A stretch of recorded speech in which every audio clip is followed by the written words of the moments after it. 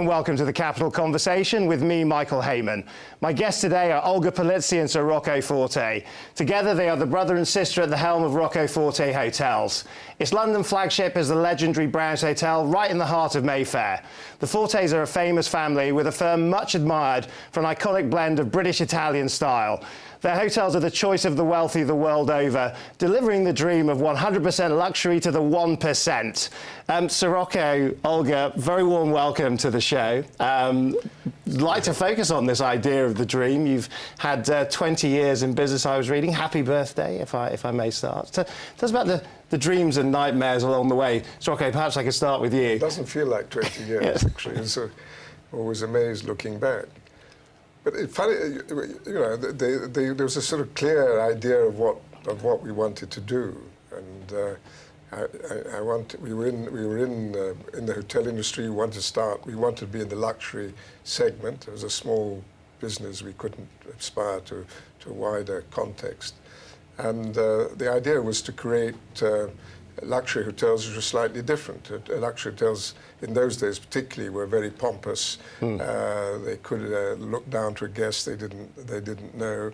So we want to create hotels with a sort of a more friendly service which related in a more comfortable way with the guest.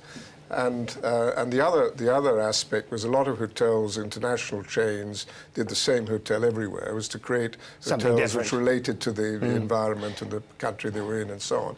And then Olga had very clear ideas about what was happening in decoration of hotels, which I at the time didn't. And so then was sort of the time of design hotels, which are all very well, except they weren't very comfortable for the guests. Right, so Olga, what were the design ideals that you brought to bear? What kind of recreated the idea of a luxury hotel?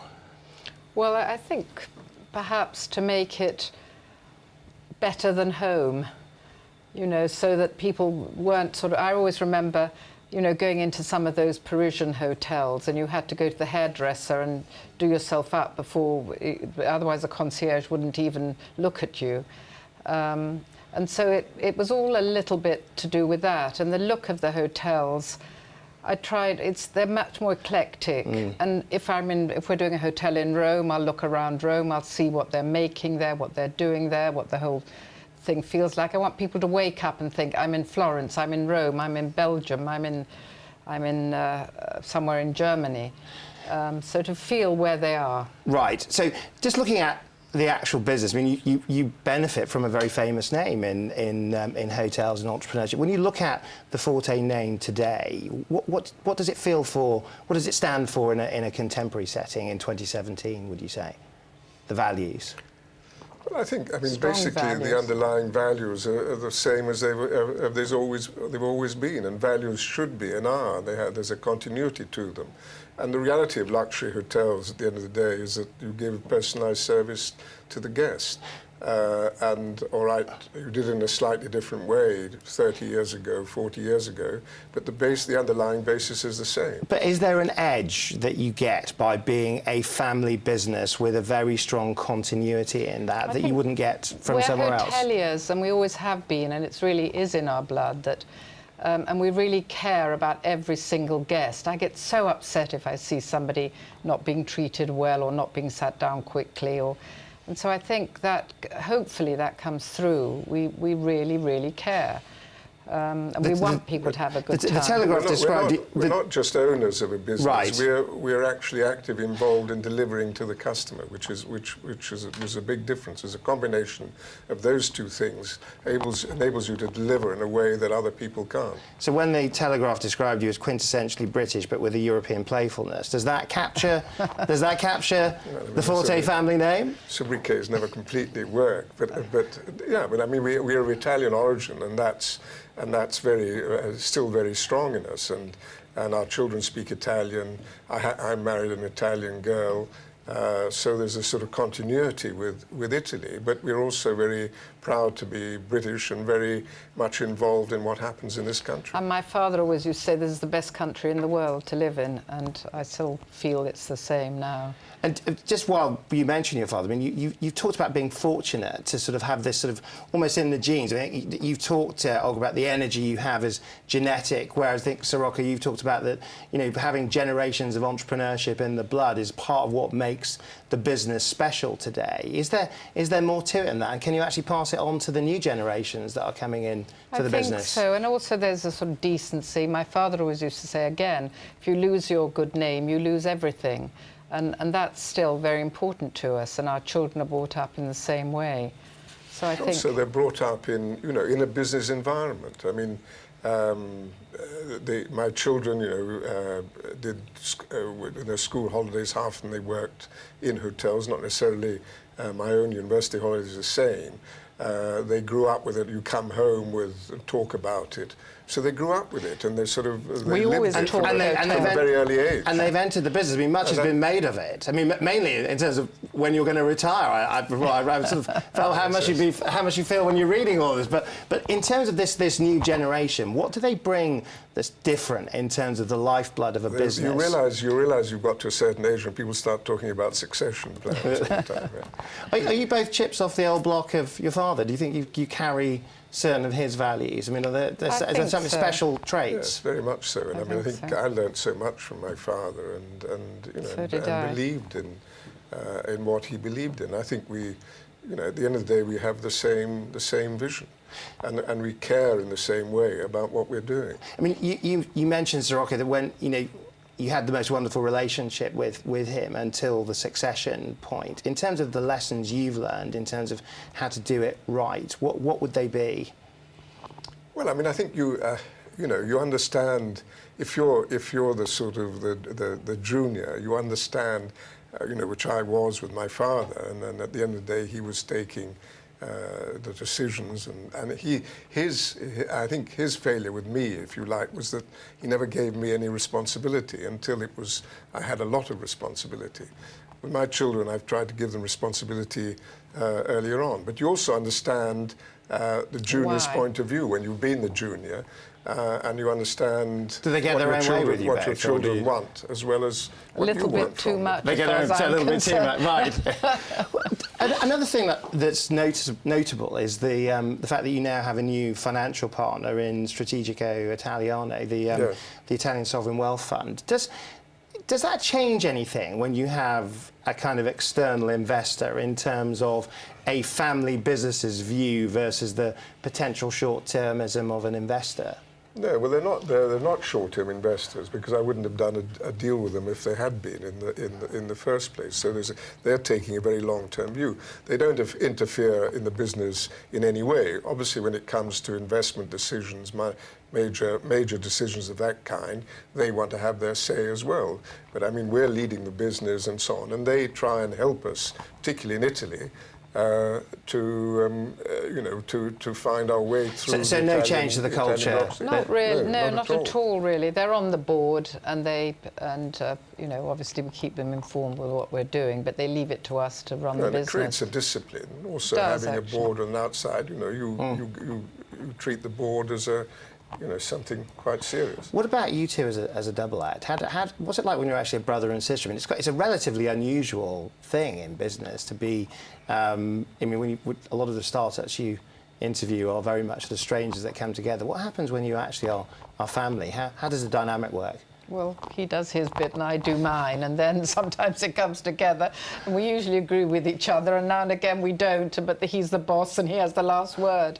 I mean, I read... I think one of the nicest things about this There's a compliment in there somewhere, Sir Rocco. One of the nicest things about this new business, working closely with my sister, which in the old business it was too big for me to be able to do that. And, you know, then she has she's clever, she knows what she's about, and actually her advice is very invaluable to the company. And you get a sense of just how hard a working ethic you both have in terms of, is it fun?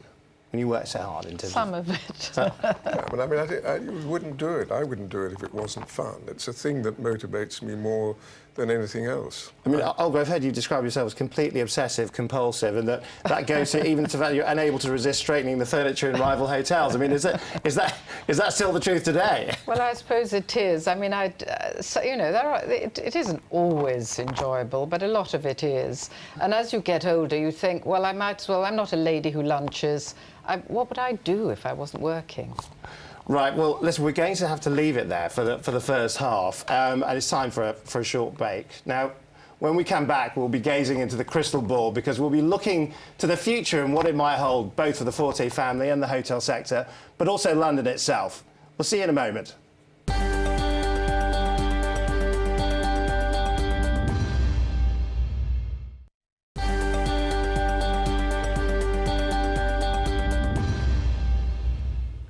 Welcome back. This is the Capital Conversation with me, Michael Hayman. My guests today are hoteliers Sir Rocco Forte and Olga Polizzi. Now, before the break, we spoke a little bit about the mythology of the Forte name. Now I want to talk about what sets a Forte hotel apart. When does a hotel become more than just a place to sleep? When does it become something special? Well, I mean, you can walk into a hotel and immediately know whether it's well run or not, or at least I can. I'm sure Olga can as well. What are the tricks? What would you notice? Because there's a sense of the way the staff react to you.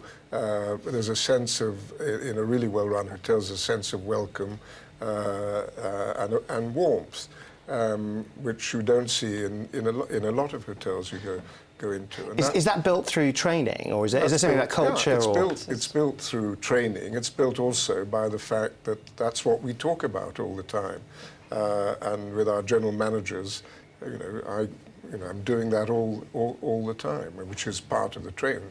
And when you see trends, Olga, I mean, you're very much on the design side when you're seeing things. In terms of modern luxury hotels, what might set a Forte hotel apart from one of its West End competitors? Well, it's hard to say, for me to say, anyhow. But nowadays, guests are more and more spoilt in a way. They're used to more luxury. They're used to better homes themselves.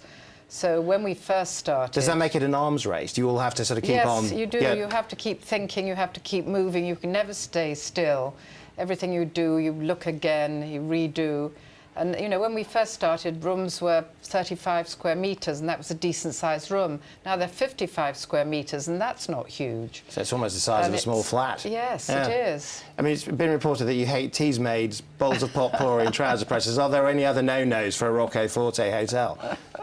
Thank God we haven't had those for years. No. So how do you keep... I mean, obviously you're serving a wealthier guest in terms of profile, in terms of keeping your finger on the pulse of what the wealthy actually want from a hotel. I mean, you're doing this all over the world. Are there any trends you would point out? Obviously, technology moves things. People want the technology they have at home in hotels. That becomes more important. The way people book hotels has changed and is changing.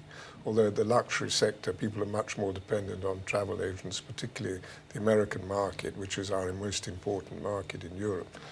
But I mean... so they're not using sort of online sites to book to come and see you? No, well, they might look at them, but they then take advice from the travel agents. Some people do. The younger people tend to use that and are much more informed, actually, about hotels. They use the various sites which have opinions or give opinions on hotels where customers have written in and so on. And the other thing that's changed is once upon a time there were tariffs at hotels, which you had a winter tariff and a summer tariff. Today you're looking for the deal. There's a daily change of rate according to the market. Because it's come from the airline system. If the city's very full, it's very expensive, and if the city's empty, it's cheap. I mean, you've mentioned technology. I mean, you often see hotels like your own as these kind of oases of calm, technology-free, but everything you read is about how much technology is going to come in to hotels. Is that a serious part of the investment strategy for the business? It has to be a bit, I think, doesn't it? But I mean, I think you do. At the end of the luxury end, it's still about people and people delivering a service.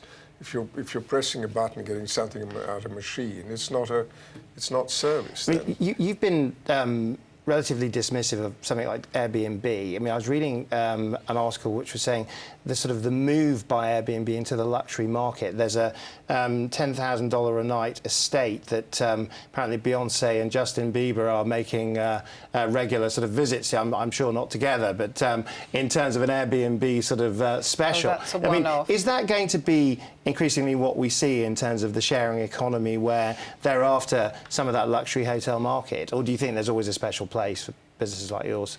I think there's going to be the very cheap, where people they know exactly what they're going to get. They're not going to see anyone. They'll go in. They'll have a card. They'll go in. They'll have a bed, and then they leave the hotel. And the very expensive, but you really have to give really good service there.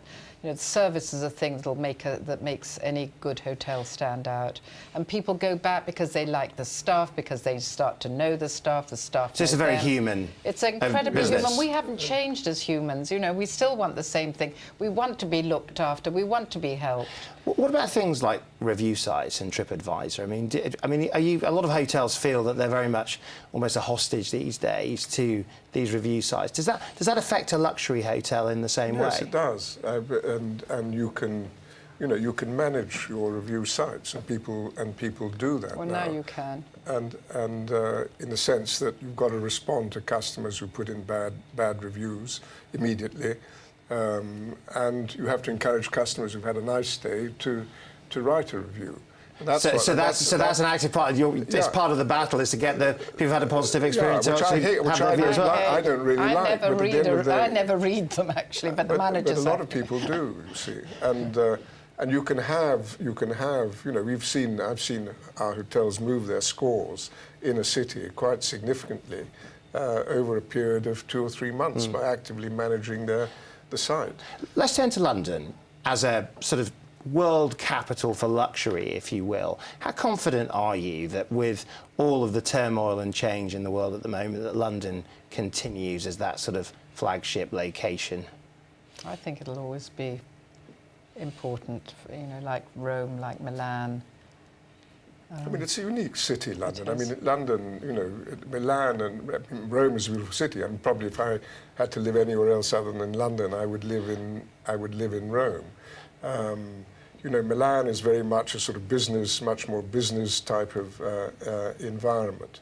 London has everything. It has a combination of the business side and the culture. But does anything change that? I mean, when you look at things, future of Europe, or indeed recent terrorist atrocities, things like that, I mean, does the London brand continue at pace? Terrorist atrocities don't help any city. Any city which suffers terrorism suffers a drop in visitors for a certain period of time, until people forget about it. And that's something we have to live with today. But I mean, I think it depends. If we have Mr. Corbyn in tomorrow, then London might well disintegrate, because he'll start taxing people. So you're not expecting him as a future guest at the hotel? There'll be an exodus of people from this country, both foreign and local, if he ever got into power. So that's political risk. But presumably you've benefited, though, from currency fluctuations. Presumably London is quite a good value location for the wealthy. Is the hotel full at the moment? Well, we've done well, let's say, this year. London hotels are very busy. Also, with cities, a lot depends on the supply and demand. The demand might grow, but supply might grow faster, and that hits occupancy levels for a period until demand catches up. You mentioned a couple of years ago that you might look at a second London hotel at some point. Does that still stay as part of the game plan, or yes? I mean, I think it hasn't. Unfortunately, the right opportunity hasn't come along. But I would do it like a shot. Yeah. So, just thinking about London, I mean, you're both seen as this sort of very stylish business duo. I mean, is there a London look? And in the words of Rimmel, how do you get it? Well, what is London? What is London style? When you're thinking about it in terms of a London hotel, I mean, I know you've got the Kipling suite and things like that, but what's contemporary London to you? Well, London, it's a centre of art, and contemporary art, as well as beautiful old paintings. So I think a lot of art. I love buying things for the hotels, and I buy in fairs, I buy at auction, I buy antique shops, and so that I think also makes. So it's that rustic. You're actually out finding things, and yeah, I'm always finding things. I'm a terrible buyer, and so I'm always buying, and I'm glad I've got hotels to buy for. But that makes our hotels different from other hotels, because other hotels, they look at a catalogue, they buy a whole load of lights and a whole load of sofas, and so there's nothing slightly different or slightly quirky or slightly fun. And that's what we try and do. So, Rocco, you said, I read somewhere that you said that in London you feel slightly Italian, but in Italy I feel entirely British. I mean, presumably that's a good thing. I don't say in London. I say in England. I mean, but which is true. But I mean, London is a cosmopolitan city, and that's part of its strength and attraction, and that's that's what makes it that special. There's no other city in the world which is quite like London. And time is against us, but I must ask you, when you look at your careers, you've gone into family businesses. Are you happy with the choices you've both made in terms of sticking together and being part of the family firm? Yes, I think so. Definitely, I think I can't really have envisaged anything else. When the company was taken over, the big company was taken over, I thought I'd never want to go into hotels again. And then Rocco started again, and so Rocco, I joined. You could have been an actor, I heard, but happy with the choice. We're almost out. Yes, I don't think I'd have been a very good one. Of course I'm happy with it. And that's something, if you like what you do, then it's inspirational for yourself, and it drives you in a way that nothing else can. So Rocco and Olga, thank you very much for sharing the story of a great British dynasty, and many happy returns for your 20th birthday. And that's it for this week. And if I have one tip from my guests, it's do what you love and love what you do. That's what gives you the purpose and perspective to be the very best. And it's a big part of the Rocco Forte Hotel's magic. So if you enjoyed this story of 5-star success, guess what? You can check in again when we return for the next Capital Conversation. See you then.